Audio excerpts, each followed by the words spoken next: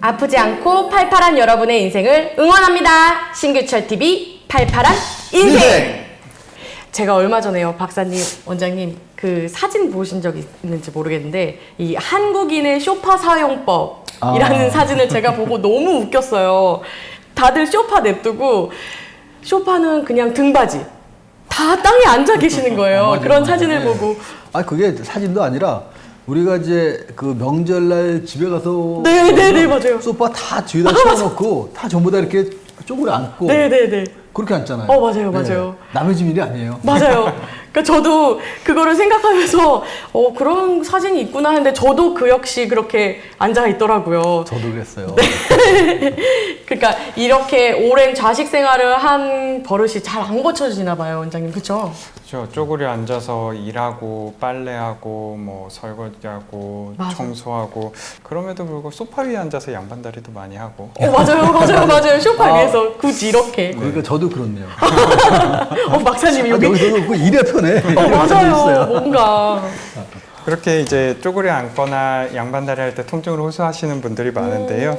뭐 당연히 이제 여러 가지 증상, 질병의 가능성이 있지만 이제 오늘은 그 중에 또 대표적인 반월상 연골 파열에 대해서 한번 알아보도록 하겠습니다. 반월상 연골 파열. 발음도 너무 어려워요. 무슨 어렵죠? 네, 불상 이름 같아요. 그럼 구독과 좋아요 꾹꾹꾹 누르고 이제 시작해 보겠습니다.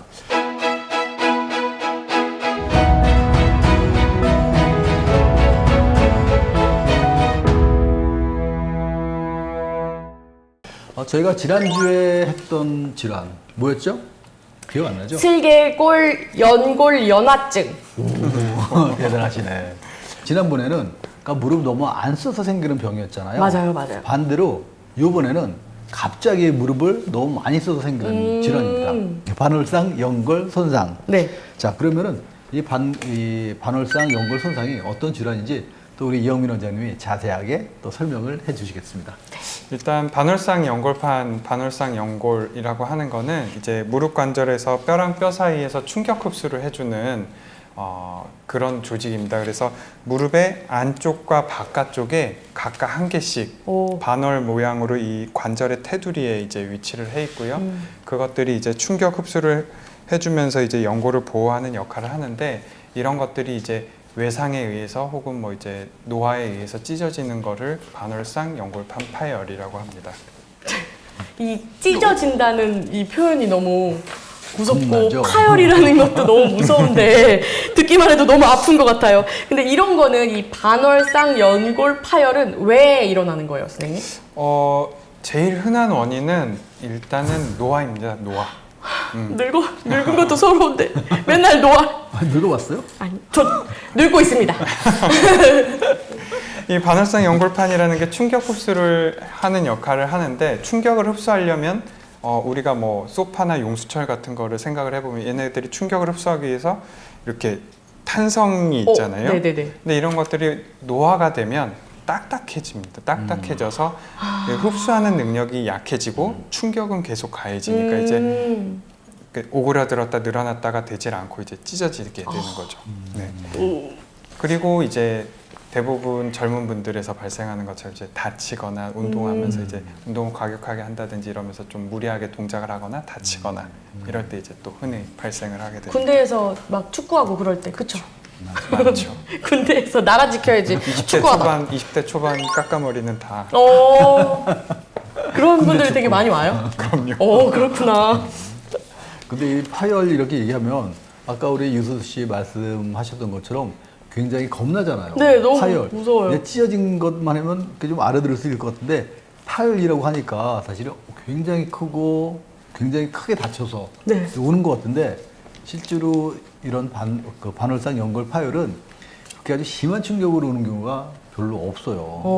오히려 사소하게 생기기 때문에 본인들이 내 무릎이 반월상 연골 파열인지 모르는 분들도 몰라. 굉장히 많습니다. 그럴 수. 하다못해 이게 디스크라고 오인해서 오는 사람도 굉장히 많아요. 그렇죠.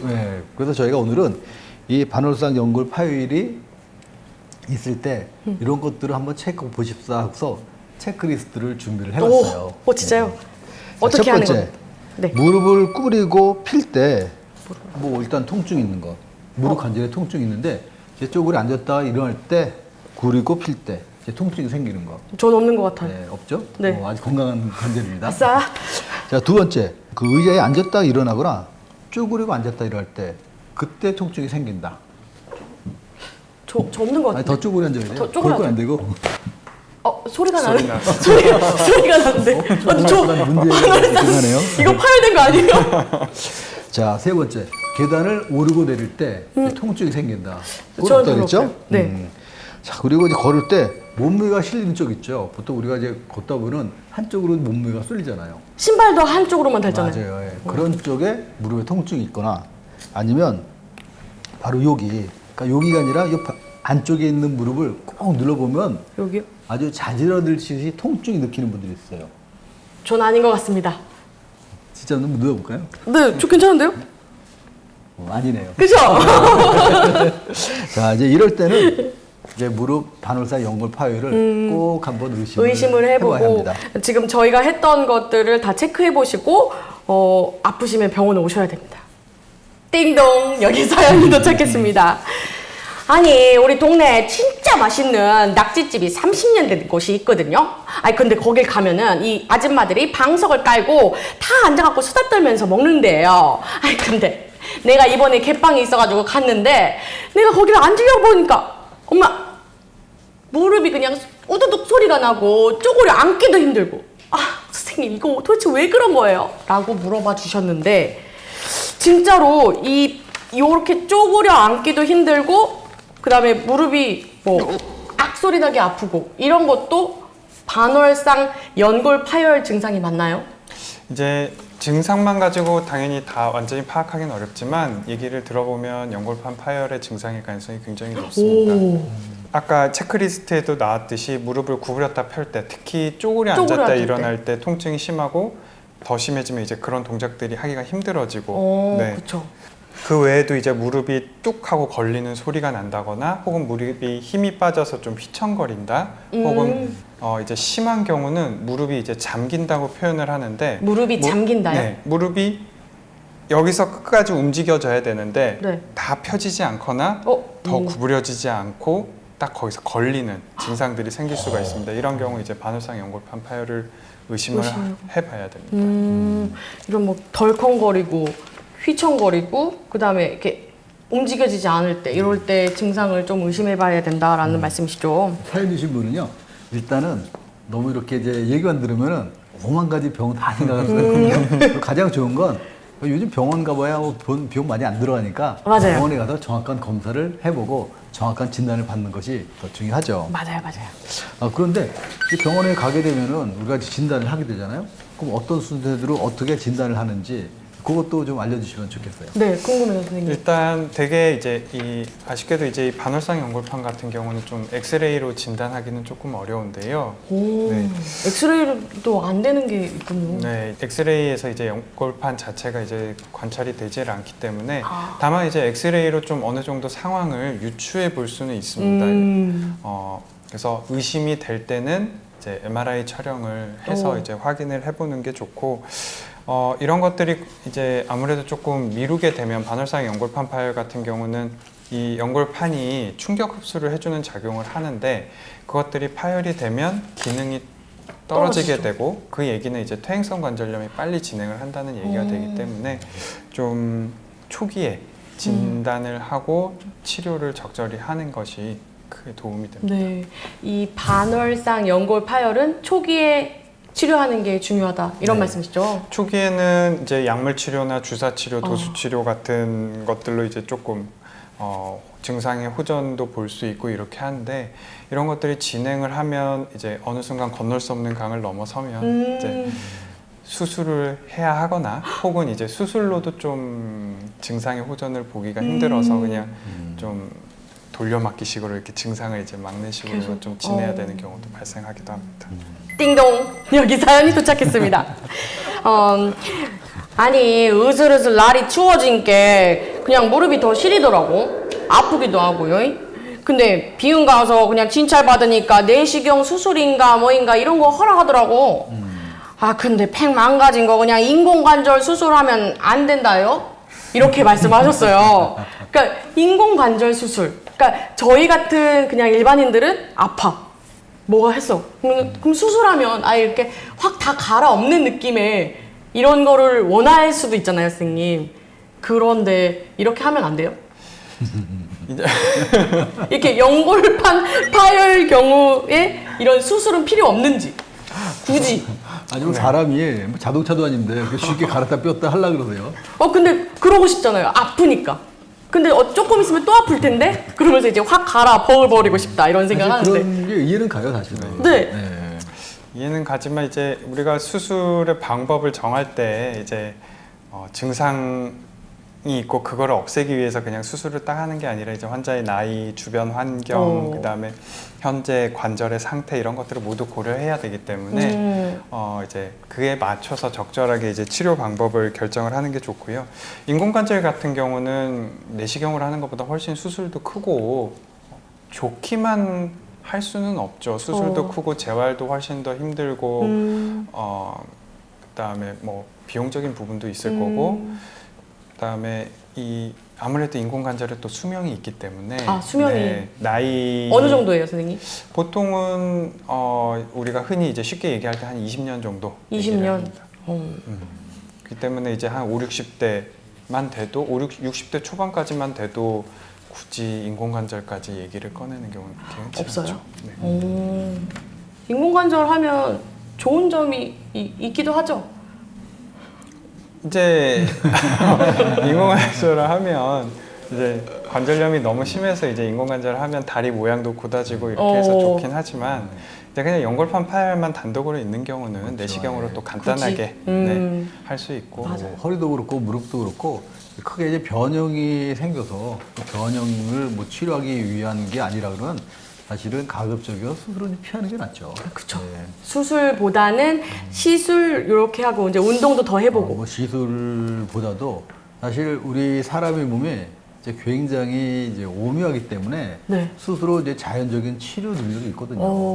그러니까 예전에 무릎 연골 파열됐을 때 보면은 사실은 거의 뭐 내시경으로 이제 파열된 부위를 다 제거하는 뭐 수술하는 게 거의 대세 일정이 있었어요. 근데 요즘 보면 사실 그것도 필요 없다고 하고 스스로 자연적인 치료를 기대해도 좋아지는 게 굉장히 많거든요. 그렇게 스스로 이렇게 좋아질 네. 경우도 근데 있고. 가끔 이제 유수 씨처럼 확 갈아엎어버리고 싶어. 가지고 그냥 갈아달라는 분들이 종종 있어요. 굉장히 많아요. 그러니까요. 근데 오히려 그런 분들 설명하는 거 되게 힘들어요. 빨리 수술해가지고 좋게 해주고 싶은데 왜 이렇게 아프게 고생 맞아요. 시키냐고. 근데 가장 좋은 거는 내 몸을 스스로 치료할 수 있도록 놔두는 게 제일 좋고 이제 그게 안 될 때 뭐 약간의 치료를 통해서 좀 도와주는 게 좋지 처음부터 그런 수술을 하게 되면 사실은 이제 좋을 것 같지만 또 20년, 30년 후 보면은 또 안 좋은 안 점도 좋아질 생기고 수도 있고. 또 생각해 보세요. 20년, 30년 후에 또 어떤 좋은 치료가 나타날지도 모르는데 맞아. 처음부터 이렇게 로봇들을 만들면 좋겠어요? 그러네요. 박사님, 저 설득 당한 것 같아요. 저는 갈아엎지 않겠습니다, 여러분. 유수 씨가 귀가 얇아서 그래요. 그런가? 대부분 설득 안 당해요. 그래요? 네. 그러니까 확 갈아엎고 싶다 이렇게 하신 분은 끝까지 확 갈아엎겠습니다 이렇게. 그냥 가요. 그래서 다른 병원 가서 결국 수술을 받으세요. 다른 분. 사실 치료도 중요하고 이제 뭐 다 중요하지만 사실 치료하기 전에 이렇게 다치지 않도록 예방하는 게 사실 굉장히 중요하거든요. 맞아요. 궁금합니다. 제가 이제 진료를 볼 때 제일 많이 하는 얘기 중에 하나가 쪼그려 앉거나 양반다리 무릎 꿇고 앉기 이런 동작들을 피하세요 이 얘기를 항상 많이 하거든요. 근데 그게 안 되지 않아요? 그죠? 원장님도 하시죠? 그렇죠. 저도 의자에 앉아서 양반다리를 하는데 안 하려고 노력을 해야죠. 맞아요. 네, 노력을 노력하는 해야 게. 되고 그런 자세들이 이제 지금 이제 얘기하고 있는 반월상 연골판뿐만 아니라 관절 연골 인대에 다 안 좋은 영향을 미치기 때문에 그리고 허리 자세도 안 좋아집니다. 그래서 가급적이면 피하려고 노력을 하시는 게 좋고 어떤 운동이나 이런 것들을 하기 전에 충분한 스트레칭을 해주는 게 굉장히 중요하고요. 지난번 편을 보신 분들은 이제 대퇴사두근 운동, 허벅지 앞에 근력 운동 얘기를 들으셨을 텐데요. 대퇴사두근은 무릎의 안정성에 굉장히 중요한 근육이기 때문에 이 근력이 충분히 뒷받침이 되면 무릎 안에 이제 지금 얘기하고 있는 반월상 연골뿐만 아니라 인대들의 손상도 굉장히 막아줄 수가 있어서 그런 대퇴사두근 근력 운동을 같이 또 병행하시는 게 굉장히 큰 도움이 됩니다. 그러면 오늘 내용을 제가 정리를 해보자면 쪼그려 앉는 건 무릎을 망치는 지름길이다. 그리고 아프면 바로바로 치료하자. 그리고 세 번째로는 하반신 단련 운동을 꾸준히 하자. 이렇게 정리하면 맞을까요? 네, 맞습니다. 이 증상만 가지고 어떤 원인들을 잡아내기는 사실 저도 이렇게 지인들한테 전화를 받고 뭐 이래 뭐가 문제야? 그러면 사실은 이렇게 쉽게 얘기를 해주기가 좀 어려운 부분이 있거든요. 어렵구나. 또 이제 증상뿐만 아니라 의사가 직접 이제 진찰했을 때 소견이 다를 수가 있어서 너무 또 이제 스스로의 진단을 너무 믿지만은 마시고 그게 또 제일 가까운 중요해요. 병원에 한번 가보시는 게 좋을 것 같습니다. 예. 그러니까 조기의 진단과 이제 조기 치료가 제일 중요하고요. 우리가 이제 얘기를 해보면은 사실은 이제 제일 중요한 게 무릎도 그렇고 허리도 그렇고 어깨도 그렇고 실은 내 생활에 잘못된 습관 때문에 오는 게 굉장히 많거든요. 아, 맞아요. 특히 무릎 같은 경우는 더 그런 것 같아요. 이런 이제 좋지 않은 습관, 아주 사소한 습관만 바꿔도 우리 무릎을 굉장히 건강하게 잘 쓸 수가 있습니다. 여러분들 뭐 다르게 생각하지 마시고 항상 좋은 생활 습관 받으시면 무릎도 그렇고 허리도 그렇고 항상 건강하게 유지할 수가 있을 테니까 항상 좋은 자세로 좋은 습관 생활하시길 바랍니다.